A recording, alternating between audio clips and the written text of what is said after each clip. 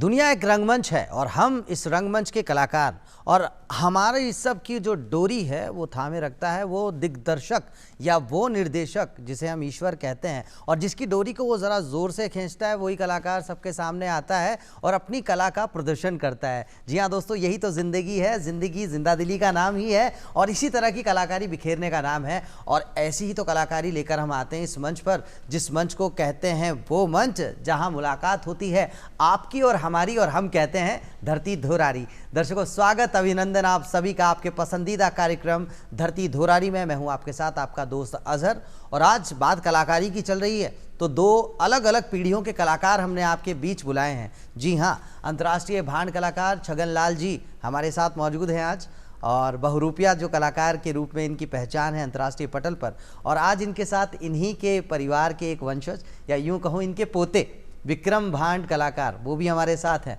तो विक्रम जी, छगन लाल जी, आप दोनों का स्टूडियो में सबसे पहले बहुत बहुत स्वागत।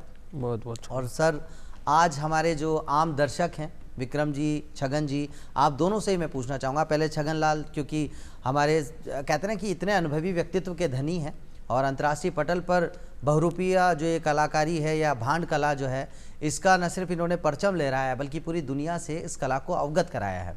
लगभग 800 साल पुरानी इस कला से लोगों को अवगत कराते हुए आप कैसा महसूस करते हैं? सबसे पहले आपसे ये जानना चाहेंगे सर। महसूस तो ये कम जो कला चालू की दी और जीव हो रो, पहली बात तो दो जो था मान को लाना पड़ता।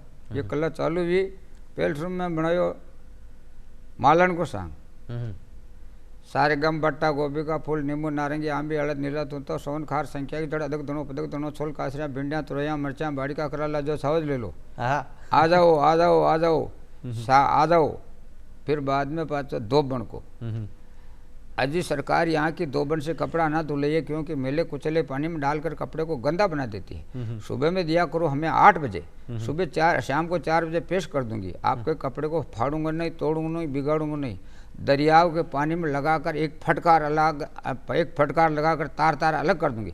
1.25 मन की स्त्री फेर कर कपड़े का खड़ा कर दूंगी। कपड़े उड़ भी जाए तो कपड़े का मालिक हाथ मसलता रह जाएगा। क्या बात है। तो ये जो इन्होंने कलाकारी की जो ये प्रस्तुति दी है, और अंतर्राष्ट्रीय मंचों पर भी आपने प्रस्तुति दी है, ना सिर्फ यूएसए अमेरिका बल्कि दुबई और भी अलग अलग जो विदेश और देश के भी बड़े बड़े मंचों पर आपने अपनी प्रस्तुति दी है। विक्रम, आपसे मैं जानना चाहूँगा, भांड कला ये क्या है? एक बार लोगों से, अगर हम एक आम दर्शक जो आज हमें देख रहा है इस मंच के माध्यम से, तो हमारे उन दोस्तों से आप क्या कहना चाहेंगे? भांड कला क्या है? भांड कला ये बहुत ही पुरानी और रियासत काल से चली आ रही कला है। और भांड और बहरूपिया ये दोनों एक हैं, और भांड से ही बहरूपिया बना है। और भांड कला वो कला है जिसमें कैसे भी करके, कुछ भी करके आदमी को हंसाना है, उनका एंटरटेनमेंट करना ही है, चाहे वो कैसे भी हंसे।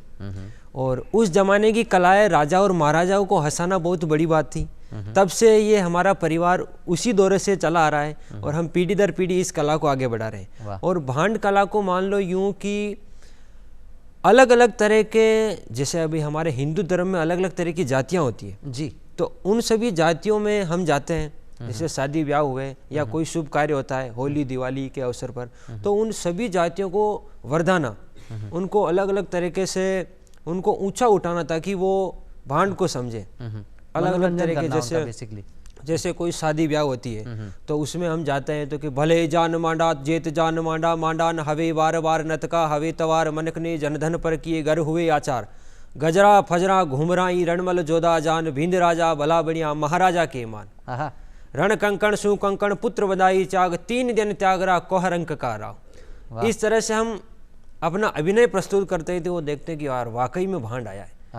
तो हम जैसे राजपूतों में जाते हैं तो वो हमारी बहुत ही मान सम्मान करते हैं, बहुत ज़्यादा, क्योंकि हम उदयपुर के दरबारी भांड हैं और हमारा परिवार वहीं से जुड़ा हुआ है। तो भांड कहने का मतलब यह है कि अपने आप में एक ऐसी खूबी होती है भांड में, तो वो दूर से ही लोग को दिखता है कि ये भांड है। वो अपने अंदाज में, अपनी अदा में ऐसा पेश होता है कि लोगों को लगता है कि हाँ यार भांड आया है। आहार जैसे यूं के परिवेश से जो आपको कहते हैं ना, जो परिधान आप पहनकर उनके सामने प्रस्तुत होते हैं, वहीं से वो अंदाजा कर लेते हैं। और एक बात बड़ी अच्छी कही आपने, आज जब हम दौड़ धूप करते हैं, इतनी सारी भाग दौड़ भरी ये ज़िंदगी है, चेहरे पे शिकन आ जाती है, मुश्किलों में हम अपने आप को फंसा हुआ है, घिरा हुआ महसूस करते हैं, तब कभी हम कलाकार की तरफ रुख करते हैं, देखते हैं ना सिर्फ भांड कलाकार बल्कि जितने भी कलाकार जो हमारा मनोरंजन करते हैं आज के इस दौर में। तो मैं एक बार चाहूँगा ये जितने भी कलाकार हैं सबको हम एक सलाम पेश करना चाहेंगे धरती धुराड़ी के इस मंच से। और बाबूजी आपसे जानना चाहेंगे, 1940 का आपका जन्म है, भारत को जब आज़ादी मिल रही थी तब आप लगभग 7 वर्ष के थे, लेकिन भांड कला से आपका जुड़ाव कौन सी उम्र में हुआ, ये आपसे जानना चाहेंगे। ये तो हमारे कला तो 20 40 8 9 वर्ष साल कर 10 साल करे 10 वर्ष के आप तुम्हारे दादा समय गया 10 11 12 में भी मरी। अच्छा, लगभग 11-12 वर्ष के आप थे। तो क्या कुछ वो प्रस्तुति याद है आपको जो पहली बार आप मंच पे दे रहे थे? पहल सु तो मैं स्कूल में बांद्रो बनायो मैंने टूर्नामेंट में, जो स्कूल में कंपटीशन जो होता है। आपने टूर्नामेंट में कि तुम क्या बन लोगे, तुम क्या बन लोगे। एक दिन मैं क्यों मुँह तो बंदर बन सकूँ और मैं कोई नहीं बनना। जल्दी ही तो ही बंदर बनिया उठे, बंदर बनिया तो फद को जो कि तुम आता वो सापा पड़ जावा पहुँचड़ी हूँ कि का कहीं खूब फोटो लीधा। दूसरी बार पाचा उठे फिर एक जगह टूर्नामेंट में गया। पहले मैं टूर्नामेंट में सीखियो, मार साहब ही सिखाता मैंने और मैं भी तो लगन लाग रही भाई बन तो कोई सिखाता ही नहीं। और भाई बन तो मैंने बने तो को देख लाता तो काबा खुला देता पास। वाह। फिर पाती पड़ा ले गई जी। बच्चे वह मुँह ओडे रह रहे वह उठ बोलता बाढ़ मुँह ओट मैंने उबो रह रहे हूँ तो या कड़ियाँ किए जा। पहले तो कड़ियाँ हीक तो कड़ियाँ हीक्या बाद में पच्चे उन्हें नाड़ तो क्या गबा फिर पास जाता आगे पोट पे देख तुम मुंडा मुंड देख दो तो रेपटा उठा मार कहाँ मार दादा थे ही ने वहाँ के द्रपनी की ही ने मारी भाई लड़ सकी ने हूँ कर हिक्या मुँह बच्चे वो टूर्नामेंट चित्तौड़ गया। चित्तौड़ में मार थोड़ी खुलवी बस्सी राव साहब क्यों का कह रहे आपने चित्तौड़ किला अपने स्त्रीय टूर्नामेंट में ये पास कौन हुआ झांकी कौन बनाई जो मांगे भाई बंद उसे बस्सी रहते जो क्यों का वो हमारा रामचंद्र काका जी को रामचंद्र तो हमारा दोस्त है जदी वन अटल लानो। और एक वानी कीजिए एक तो वन जहाँ अपने देवर बोजाई की खेल लानो मैंने बताना पड़े। वह देवर बोजे को खेल उठ ले गया बारू कहन बस्सी के अंदर ही छेटी मांगे भाई साहब आया मान ले बना इतना राव साहब याद करिए उसको चलो अपनी संग तो खुले। दूसरे दिन मुझे गप्पो करतो बाणु करी जो कुछ नहीं करतो पहली भी जो वह उठे गया आ जाओ बेटा खमागणी कन बैठो मुँह कि बेटा कालका माता की जहाँ की थारे जिला लेवल पर फर्स्ट आई। कालका माता जी की जो प्रस्तुति आपने दी। हाँ। अच्छा, उस प्रस्तुति की पहले हम आपसे यादें जानना चाहेंगे, वो प्रस्तुति कैसे दी थी आपने, क्योंकि मुझे जहाँ तक आपके बारे में जानकारी हासिल है वो प्रस्तुति जब थे दिया जब पहली बार थे प्रस्तुति दे बताई गया जब थे कंफ्यूज आ कि मैं काई करूँ और अच्छा कलाकार था कई परिवार का बहुत सारा बैठे हाँ तो फिर था का दिमाग में किया है कि कालका माता की हमारे दिमाग में आई जो मैं मार साहब ने क्यों हाँ कुमार साहब और तो सब बेणी पर कालका माता की झांकी कोई नहीं बना सके।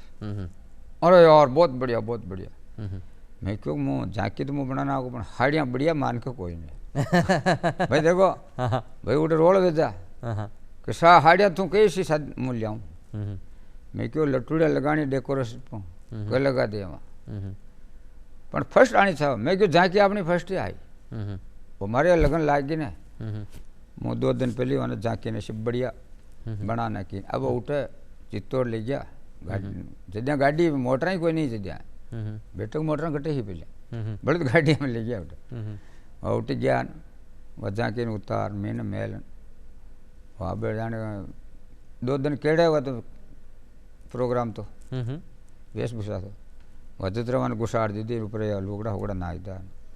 अब जिस दिन जो आज शाम को है जाके मुँह बना रही वो मग भाई निकलियो वो मास्टर हो जो छगन नहीं क्यों फिर छगनिया ऐसा मार साहब क्यों मैं मारो मर दाई कोई छगनिया कहीं करियो अरे मैं क्यों दादा भाई मुँह अटे काम करियो अरे कहाँ खोटी बेरियो तू अटे अटे चित्तौड़ या अरे थारा नंबर आबा दे रहा मैं क्यों पढ़ियो रो मारो एक स्कूल को नाम तो वही भाई अट्ठा को नहीं मगर बारू को नाम तो वही वाह बना काट वहीं खुद बनाया कहीं से वहाँ की कहीं फर्स्ट सेकंड थर्ड भी आया फिर सेकंड भी ना आया वही मगर 2 कलाकार वही हाँ वहीं बनाए तो वहाँ की जाने के वाह जहाँ की फर्स्ट आगे आगे दूसरा की फर्स्ट ना आया बस। तो कालका माता की जो झांकी थे लगाया बी की भी मैंने थोड़ी सी याद और थे जो थे मैंने बताया ना कि जब वो पहली बार थे जब वो झांकी ने रिवील कराया लोगों के सामने तो सब बहुत प्यार कराया और एक वो जयकारो भी लगायो था सागे।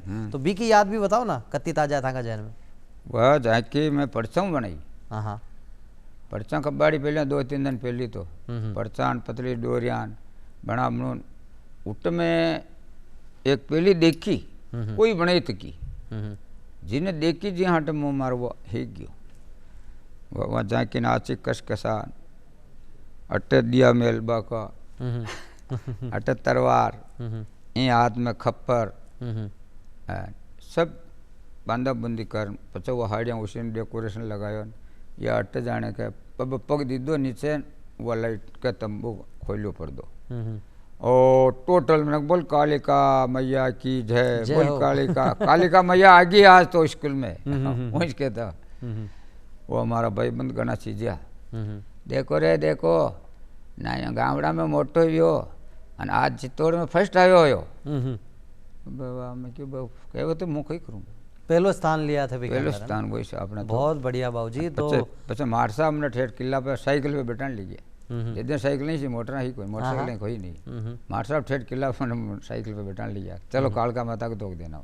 अरे वाह कहीं बात है ऐसा तो मतलब यो कैसा कहा कि आप जो मेहनत करी भी को परिणाम भी मिलो परिणाम मिल गयो और जीवन भी कोई नाम है कि जब थे मेहनत करो ना तो भी को परिणाम जरूर मिले। विक्रम आपसे जानना चाहेंगे भांड कला से बाबूजी की जो जुड़ाव कैसे हुआ ये तो हमने जान लिया कि पहली बार वो जो एक बंदर की भूमिका इन्होंने निभाई बहुरूपियों के रूप में और उसके बाद कालका माता की जो झांकी है उसका प्रदर्शन इन्होंने किया। लेकिन आपसे जानना चाहेंगे आप इस कला से कैसे जुड़े क्योंकि आपके समकालीन जब आप देखते होंगे कि इतने मतलब होनहार छात्र आपके आसपास जब आप स्कूल में खुद भी पढ़ाई कर रहे होंगे तो उस दौर में आपको कब लगने लगा कि मुझे भांड कला की तरफ ही जाना चाहिए या भांड कला ने कैसे आपको चुना?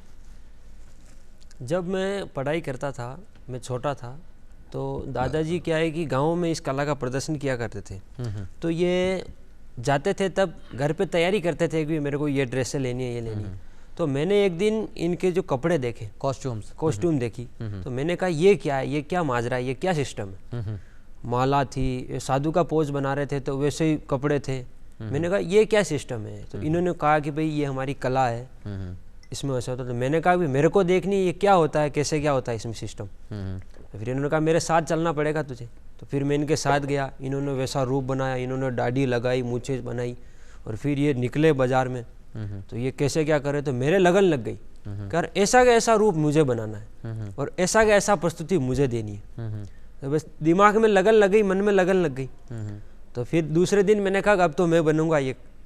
तो इन्होंने कहा कि भाई मैं तेरे को बाज़ारों में नहीं बनाऊंगा तेरे स्कूल के ही कुछ सांस्कृतिक कार्यक्रम में मैं शुरुआत करूंगा जो बिना बोल के जो कैरेक्टर होते हैं जैसे कृष्ण का हो गया गणेश जी का ऐसे में तुझे बनाऊंगा ताकि तू सीखेगा अच्छा जहाँ डायलॉग नहीं थे जहाँ डायलॉग नहीं थे बिना डायलॉग के। तो फिर ये मुझे जैसे 15 अगस्त पे 26 जनवरी पे या एनुअल फंक्शन होता था तो उसमें ये मुझे कृष्ण बना देते थे। तो कृष्ण के रूप में मेरा जो मेकअप करते थे वो मेरे पे बहुत अच्छा सूट होता था और लगता बहुत अच्छा था। मेरी मुस्कुराहट बहुत अच्छी लगती थी। आपकी मुस्कुराहट बहुत अच्छी है मैं भी कहने वाला हूं। लोग आकर्षित होते थे जी। तो फिर मेरे को लगन लगी कि यार मेरी कला में इतनी रुचि है तो क्यों ना मुझे जो दादाजी जो पुराने कैरेक्टर करते हैं वो मैं सीखूं जो विरासत में आपको मिल रहे हैं तो जो विरासत के हमारे कैरेक्टर हैं बिल्कुल आजीविका का साधन भी बना लिया जाए और करियर भी इसी तरफ आपने फिर उसके आगे सोचा। तो दादाजी ने इसको अंतर्राष्ट्रीय मंच प्रदान किया तो क्यों ना हम इनके पीछे कुछ ऐसी इनकी उम्मीद छोड़ जाएं कि हाँ यार मेरी कला को कुछ सफलता मिली है और वो जो विरासत को जिंदा रखना भी बहुत जरूरी है। तो फिर पारंपरिक कला जो लगभग 800 वर्ष पुरानी जैसा कि आप बता रहे हैं और रियासत काल से चलती चली आ रही है और लगातार जिस तरह की प्रस्तुतियां आप लोग देते हैं बड़ी कमाल होती है। प्रस्तुति की बात अगर की जाए शुरुआत में जहां बिना डायलॉग्स की प्रस्तुति आपने दी लेकिन आज हम देखते हैं कि विक्रम बहुत अच्छे डायलॉग्स भी बोलते हैं और जो कैरेक्टर करते हैं उसी में पूरी तरह से रच बस जाते हैं। तो कौन सा कैरेक्टर जो हाल ही में आपने कोई परफॉर्म किया हो जिसके लिए बहुत प्यार मिला हो आपको? मेरा सबसे ज़्यादा कैरेक्टर है पठान का कैरेक्टर, वो सबसे ज़्यादा फेमस होता है और उसमें लोग बहुत आकर्षित होते हैं और मैं हूबहू उसकी अदा पेश करता हूँ। मैं अपना मेकअप खुद करता हूँ, मैं अपनी दाढ़ी खुद बनाता हूँ, टोटल मैं उसी के अनुरूप उस कैरेक्टर को अदा करता हूँ। वाह वाह वाह वाह, यही कला है। और बाबूजी कहा भी जाता है जो ये भांड कलाकार होते हैं ये पानी की मानिंद होते हैं, जिस रंग में मिला दिया जाए तो लगता है उसी रंग के उसी रंग में घुल जाते हैं। ये बड़ा कमाल है अपने आप में और वाकई ये बहुत हम जो अभिनय करते हैं ना जी, हम उसी में घुल जाते हैं। अगर हमें उस अभिनय में कोई कहते हैं कि आपको इस रोल के डायलॉग बोलने, तो हम नहीं बोलते, हम बस उसी की बात करते हैं, उसी की भाषा बोलते हैं। जो जैसा देश वैसा वेश, जैसा देश जिसको वैसा कहते हैं। और फिर जो वेश है उसी के डायलॉग निकलने उसी के वाले हैं, डायलॉग सीधी सी बात निकलते है। क्या बात है। अच्छा बाबूजी आपसे जानना चाहेंगे, जब बाबूजी थे यूएसए यानी अमेरिका और दुबई को थे टूर करके आया, तो वो कौन सी प्रस्तुतियां बैठे थे दिया जी के पास थाने बहुत प्यार मिले वाको उठे एक तो गाडोलनी को फर्स्ट में तो गाड़ी लोहार जो गाड़ी होते लोहार। हैं, एक प्रजाति होती है बिल्कुल। एक उठे देवर बोजाई, देवर भुजाई। हाँ ऊपर बैठे तो का मन का ऊँच दिखे कि जाने का मोरा में बैठो, वो देवर बोजाई को। अच्छा एक कई कि वो अपने बोपा जी बोपी जी, एक मार लार हो रही हो बोपी बन बोवाड़ो, मैं दो बोपा बोपी बनिया। एक टाइम तो वो बनतो बोपी, एक टाइम बोपी मुँह बनतो, अदला बदली करके बनता था। हाँ वाह। जो मुँह गीत गातो वो गीत न गातो, मुँह गीत गातो जो मैंने खुश हो गया उठ गीत गाटा घास गाठी। बिल्कुल गाओ ना बाबूजी, स्वागत था को। भेरो जी मारा तो पैर रे गेले तू तेरो, भेरो जी आती ने जाती देती तो कहो न कराला, भेरो जी आओ क्यों ने कहीं गाड़ा वेरी।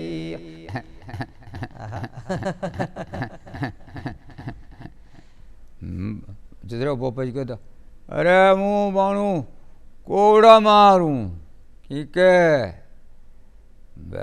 भेरू जी हाँ कादा कहूँ तोड़ू तेजरा, भेरू जी भोपा ने पकड़ पछाड़ू ओ भेरू जी मारा आवो ने कहीं गाड़ा वेरी। भोपा जी पाછી भोपा जी રીસ આવે રબડ રબડ ના આવે મારા पे उठ जाने के मैंने खूब सब खुश हो गया, कलाकार न रही हो उठे तो सब खुश हुआ उठे। वाह वाह वाह, तो बटे बहुत प्यार मिलियो थाने। हाँ, हाँ। अभी के पास अठे आया आपने के आड़ू सांग बताया ये अंग्रेजी का यहाँ कन के आड़ू मान के कहा झूठ न बोल। अच्छा विक्रम, अब आपसे जानना चाहेंगे ये जो ऐसी कला है जिसकी प्रस्तुति न सिर्फ कहते हैं ना कि बड़े मंचों पे दी जाती है, बल्कि आजकल हम देखते हैं कि सोशल मीडिया के माध्यम से भी, जिस तरह का डिजिटल युग आज का है, डिजिटल भारत की हम बात करते हैं, आप भी लोगों को जो है मतलब अगर आप किसी मंच पे नहीं मिलेंगे तो वहाँ डेफिनेटली मिलते हैं आप। तो मैं आपसे ये जानना चाहूँगा ये दिमाग में कैसे आया कि सोशल मीडिया पर इस कला का आप जो है प्रदर्शन करना चाहिए, ये दिमाग कैसे लगाया आप? ये दिमाग ऐसे आया कि डिजिटल युग है, आधुनिक ज़माना है जी, और बदलते ज़माने की चकाचौंध में जो हमारी जो भांड कला है वो विलुप्त होती जा रही है।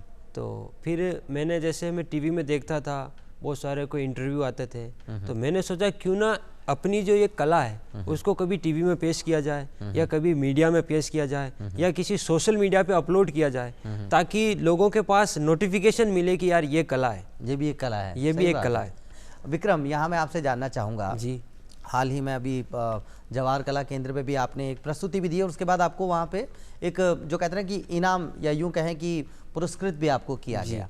तो जब पुरस्कृत किया जाता है इस तरह की कला को, तब कैसा महसूस आप करते हैं एक भांड कलाकार होने के नाते, न सिर्फ अपने लिए बल्कि पूरी जो आपकी कम्युनिटी है, पूरा जो आपका समुदाय है, उसके लिए आप कैसा महसूस करते हैं? महसूस तो यही होता है कि जो हमारी कला है उसकी कदरदान बढ़ते हैं, उसकी कदर होती है। और मैं ये सोचता हूँ कि वो पुरस्कार मुझे नहीं मिला है, मेरी कला को मिला है, वाह, मेरे पूरे समुदाय को वो पुरस्कार मिला है। हमें कोई भी, जैसे मुझे बहुत सारे अवार्ड भी मिले हुए हैं, राष्ट्रीय स्तर के बहुत सारे अवार्ड मिले हैं। तो जब भी मुझे अवार्ड मिलते हैं, मैं जब भी किसी भी बड़े नेता से या किसी भी प्रशासन अधिकारी से मिलता हूँ तो वो मेरी कला की तारीफ करते हो, तो मैं यूँ नहीं सोचता हूँ कि मेरी तारीफ हुई है, मैं यही सोचता हूँ कि मेरी भांड कला की तारीफ हुई है जो मुझे पुरखों से मिली है।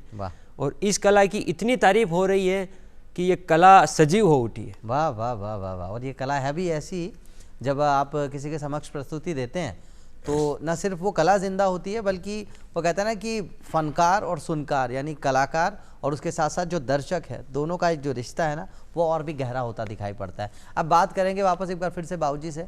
बाबूजी, एक कैरेक्टर और जो आप बताते हैं देवर भुजाई का, बहुत ज़बरदस्त वो कैरेक्टर आप करते हैं, तो उसके बारे में भी थोड़ा सा हमें बताइए, और क्या कुछ खास होता है उस प्रस्तुति में, और क्यों वो दिमाग में आया कि देवर भुजाई का या देवर भुजाई रो वो जो कैरेक्टर थे करो, वो क्या दिमाग में आयो था कि जवानी जान बचावा? ये पहली गाड़ी घोड़ा कोई नहीं हा, पैदल जाता, हरिद्वार गंगा जी जटे भी तीर्थ जाता है तो पैदल ही जाता, महादेव जी जाता तो ही पैदल जाता, जो देवर भोजे हंडे जाता,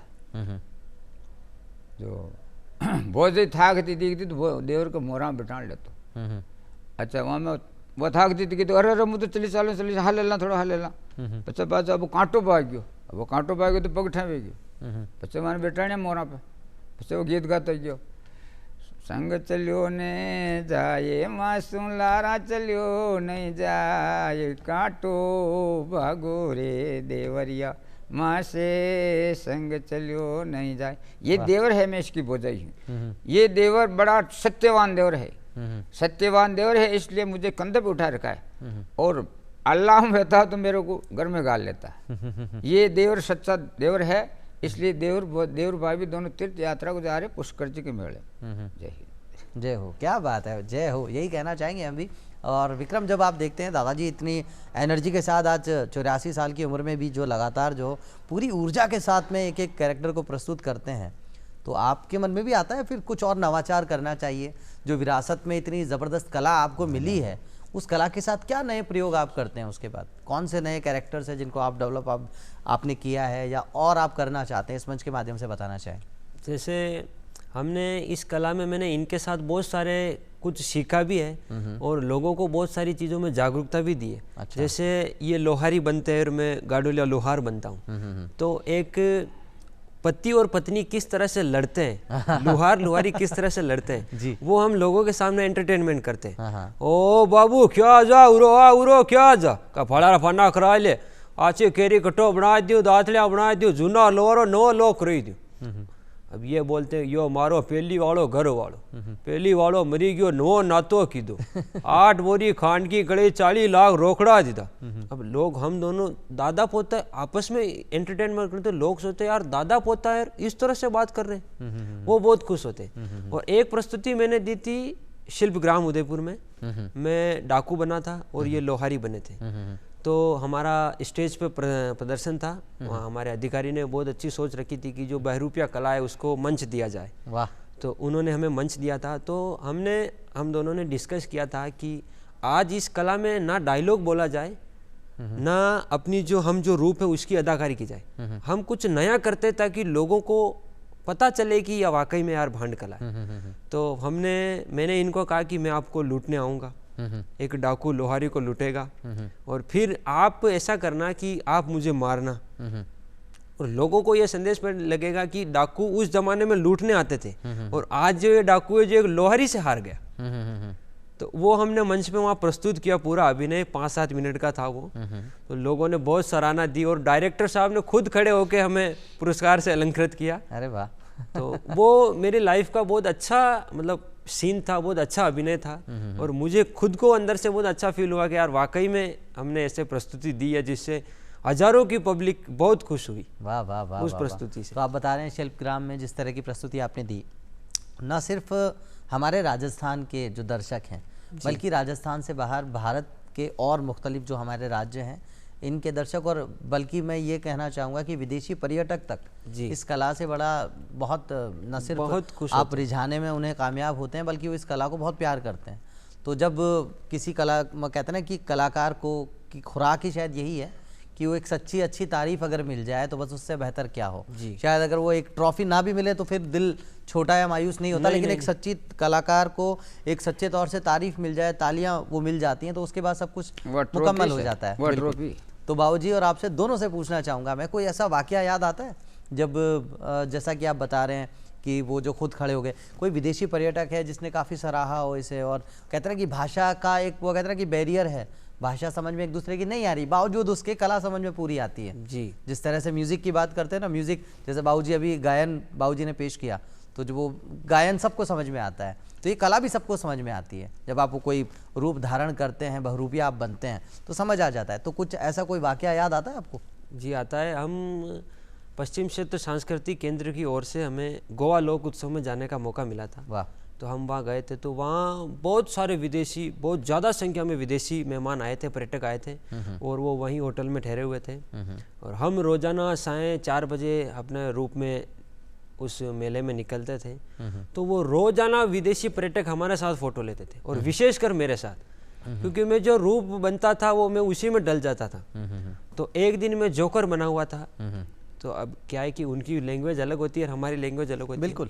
तो लैंग्वेज वो नहीं समझते, लेकिन चेहरे का हाव भाव, एक्शन, मैं जोकर बना हुआ था। तो उन्होंने मुझे बैठ के यही कहा उनकी भाषा में कि ए मेरे दोस्त, तुझे किस नाम से पुकारा जाए, आहा। आपको जिस रंग में रंग दो उसी रंग में नजर आए। वाह वाह वाह वाह वाह। तो ये सुन के मुझे इतनी खुशी हुई कि यार मेरी कला को इन्होंने इतनी सराहना दी है, इनको मेरी कला पसंद आई है। वाह। तो वो बात मुझे बहुत अच्छी लगी उनकी, कि उन्होंने मेरे बारे में ऐसा कहा। इत्तर वाला कैरेक्टर है, जो गुजराती अत्तर बेचने वाला शख्स, वो कैरेक्टर कैसे दिमाग में आया? और पहले उस कैरेक्टर की थोड़ी सी झलकी देखना चाहेंगे आपसे। वो कैरेक्टर ऐसे समझ में आया कि मैं नाथद्वारा में कार्यक्रम कर रहे थे जी। तो वहाँ इत्र की बहुत सारी दुकानें थी। तो मैं उनसे बात की, मैंने कहा क्या क्या किस्म के अतर है, क्या क्या होता है इसमें। तो उन्होंने मुझे सब इत्र बताए। और फिर मैंने दादाजी से पूछा कि भाई क्यों ना हम एक ऐसा, इसको हंसी मजाक में लगेगा ऐसा कैरेक्टर करें तो अच्छा रहेगा। उनका बहुत अच्छा रहेगा अगर करते हैं। तो फिर हमने डायलॉग बाजी उसको सेटअप किया, और थोड़ा मिमिक्री में, थोड़ी हंसी मजाक में, अतर ले अतर अतर चंपारू अतर चमेली रो अतर केवड़ारू अतर मोगरारू अतर मोगरारा भाथारू खसखसरो हीनारो पंचफूल रात रानी मुश्के हीना अमर दे दू अमर पनीर कच्ची केरी जन्नेता फिर दो एम के हमारो अतर ऐसो आरो छे कपड़ो फाटी जार कशु नथी जावानो छे। वाह वाह वाह। फिर हम इसमें थोड़ा एंटरटेन लोगों को जो वृक्ष होते हैं उनका, जी जी जी। हमारो अतर ऐसो आरो छे कपड़ो फाटी जार कशु नथी जावानो छे नीमड़ारो आंकड़ारो खाकरारो खीजड़ारो दतुरारो याद करोगा याद हमारो अतर ऐसो आरो छे कपड़ो फाटी जार कशु नथी जावानो छे माता लक्ष्मी जी महाराज तमे प्रसन्न खा जावे नाकोड़ा भेरू तमे प्रसन्न खा जावे एम के तमे आंकड़ारो दई दू नीमड़ारो दे दूं। इस तरह से हम अभिनय करते हैं तो लोग बहुत खुश होते हैं क्योंकि वो लोगों को पता है भाई इस पेड़ का या इसका तो कभी हमने देखा ही नहीं। हाँ, वो लोगों को हंसाने के लिए, जब लोगों के चेहरे पे हंसी भी आती है। हाँ। और ये वाकई में अभी बड़ी कलाकारी है आपकी। और ये जो डायलॉग्स आप लिखते हैं या दिमाग, क्योंकि वो कहते हैं कि जब तुकबंदी आती है किसी भी डायलॉग में, जब वो राइमिंग मैच होती है तो डायलॉग में वजन थोड़ा सा बढ़ जाता है। हाँ, या आपने महसूस किया है? हाल ही में जैसे कुछ कैरेक्टर्स हैं जो भी आपने किए हैं, जिनमें मुझे याद आता है फिल्म पीके का वो जो कैरेक्टर जो आमिर खान ने निभाया, वहाँ मैं आपसे जानना चाहूँगा, तो आपने आमिर खान की मिमिक्री नहीं की बल्कि उस कैरेक्टर की मिमिक्री। तो ये दिमाग में कैसे आया? ये अवलोकन या ऑब्जर्वेशन कैसे आपके दिमाग में आई? ये दिमाग में ऐसे आया कि मैंने वो मूवी देखी थी और मूवी के ऐसे सीन थे कि उसने मतलब जो कपड़े पहने थे, ऊपर तो जैकेट पहना हुआ था, अतरंगी से कपड़े जो थे, नीचे घाघरा पहना था, ऊपर हेलमेट लगा हुआ था। तो मैंने ये सोचा क्यों ना ये कैरेक्टर मैं करूं तो एक आकर्षण का केंद्र बनेगा। बिल्कुल। क्योंकि वो वेशभूषा से, हमारा काम वेशभूषा का ही है। बिल्कुल। और अगर ऐसी वेशभूषा हम पहन के मार्केट में निकलेंगे तो और आकर्षण का केंद्र बनेगा। तो फिर वो इस वजह से मैंने इस कैरेक्टर को अपनाया। तो वो कैरेक्टर थोड़ा सा पेश करना चाहेंगे इस मंच से? कुछ याद आता है आपको? जरूर याद आता है। बाजार में जब निकलते हैं, नमस्कार, पहचाना नहीं का हमका, हम हो पीके। वो कहता है ना कोई अपना है ना कोई पराया है, चारों तरफ बेबर्ची का साया है, भूख से चकरा के गिर पड़े लोग कहते हैं पीके आया। हम कोनो पीके वीके नहीं है भैया, हम तो किसी को पिला के आए हैं।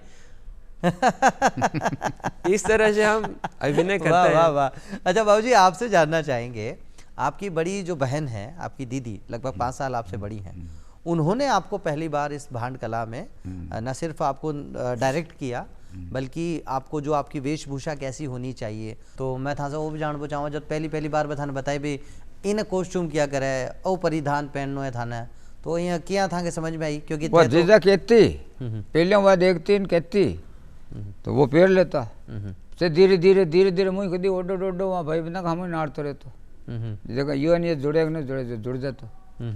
अब हमारे तो कपड़ा तो रह गया हुआ जुन्ना, जे जो पैर में गले तो फाटे जुन्ना तो कजान मार दादा का आज का कदान 17 साल का पेटी में पड़िया जो जानवान हूँ उदेड़ा जो तो चीर चढ़ता फिर वहाँ के डिजाइन देख देख फिर और बनवाया बाणु तो मान के लाख 2 लाख का कपड़ा है। वाह।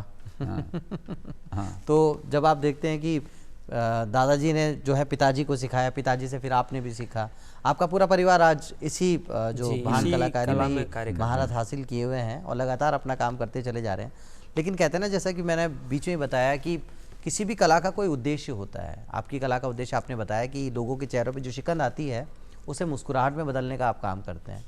आज यहाँ से आप देखते हैं कि अब तक जो आपने सीखा है, विक्रम जी आपसे जानना चाहूँगा जी, अब आने वाली पीढ़ियों को आप भी इसी कला को देना चाहेंगे या इसी स्वरूप में देना चाहेंगे या स्वरूप को और थोड़ा अपडेट करना चाहेंगे? क्या कहना चाहते हैं? देखिए आने वाली पीढ़ी को तो हम इस कला से जोड़ना नहीं चाहेंगे, क्योंकि जो अभी की जो जनरेशन है, अभी की जो हम इस कला को कर रहे हैं उस समय में भी ये कला विलुप्त होने की कगार पर है।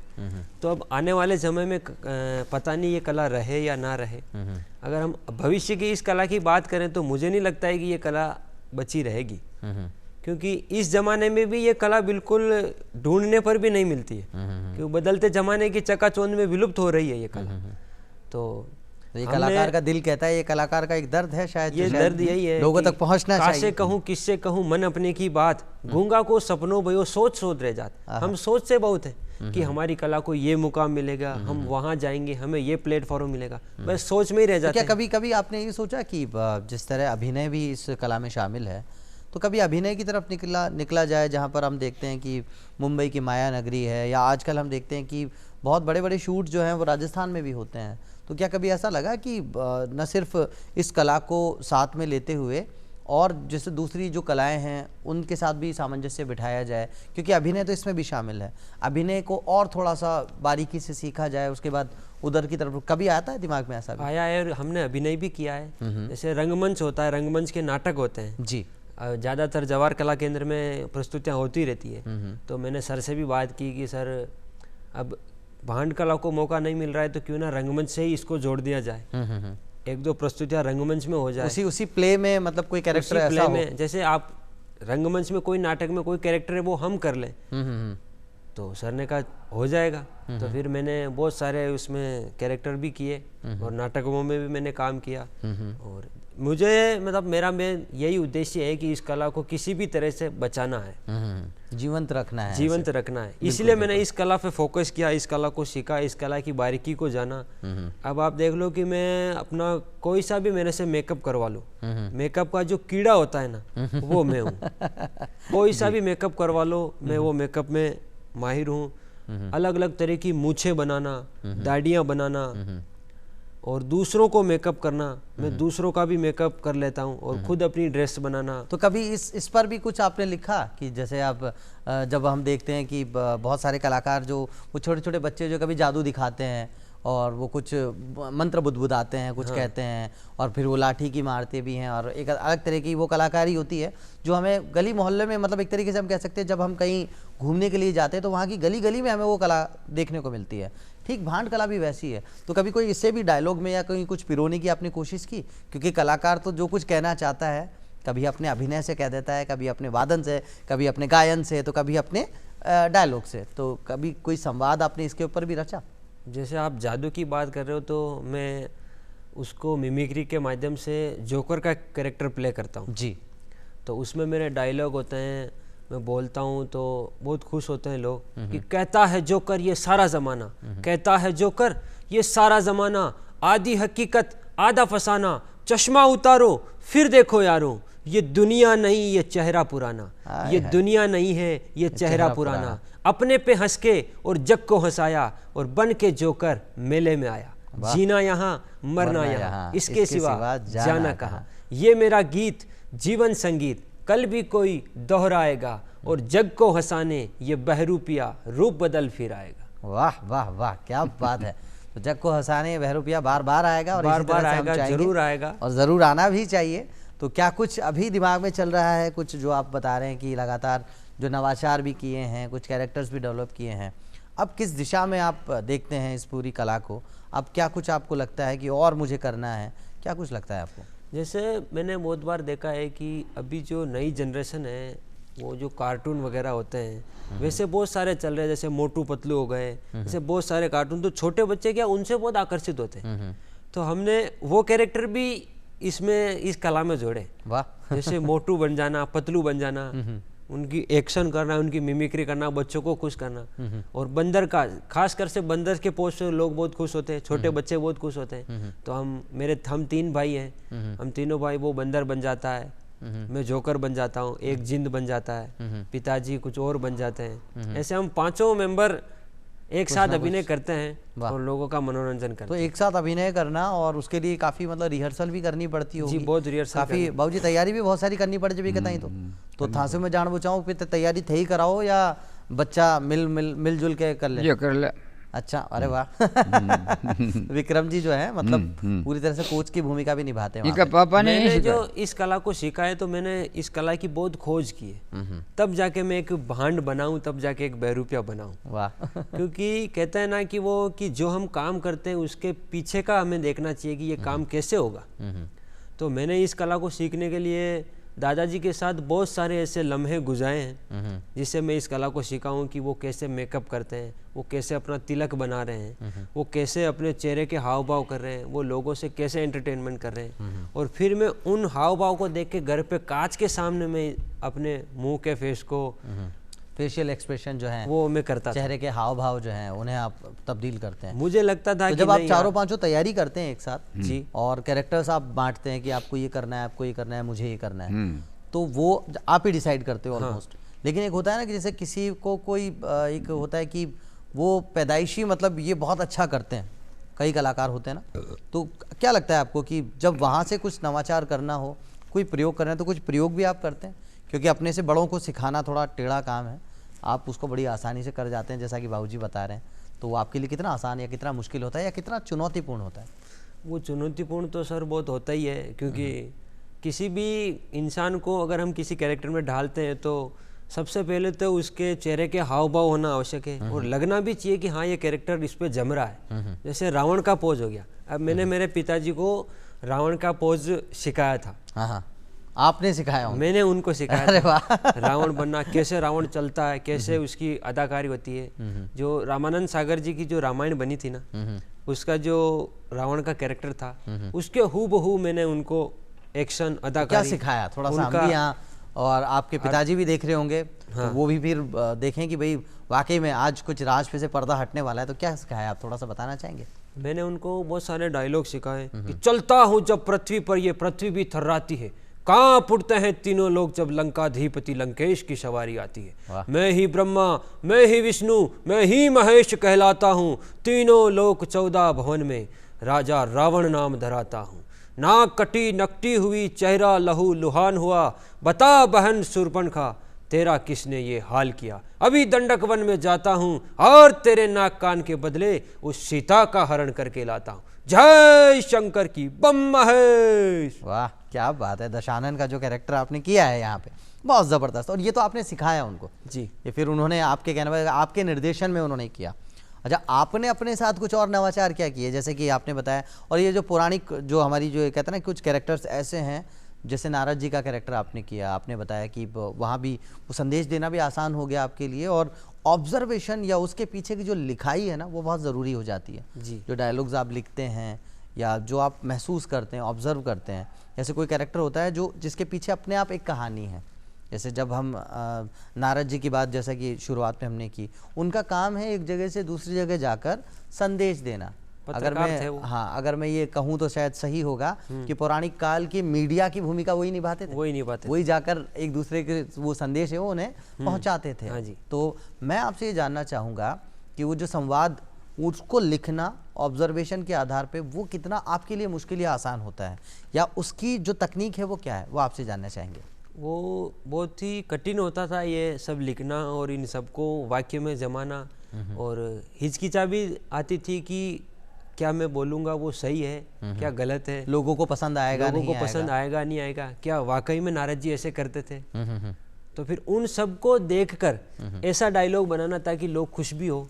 तो फिर मैंने इसी में ऐसे डायलॉग बनाए ताकि लोग खुश होते हैं कि वह प्रभु की माया, कहीं धूप तो कहीं छाया, इधर तो पतले पतले, उधर मोटे मोटे, नारायण नारायण नारायण। कहो माता, औरतें होती है, माता जी होती है, तो उनके सामने कैसे नारद जी बने, कहो माता क्या आज्ञा है, क्या देवलोक में खबर पहुंचानी है या मृत्यु लोक में, सभी देवादि गर जाने वाले अति प्रसन्न है, नारायण नारायण नारायण। वह कलयुग की माया, सास का चोटा बहू के हाथ में, बहू का चोटा सास के हाथ में, नारायण नारायण।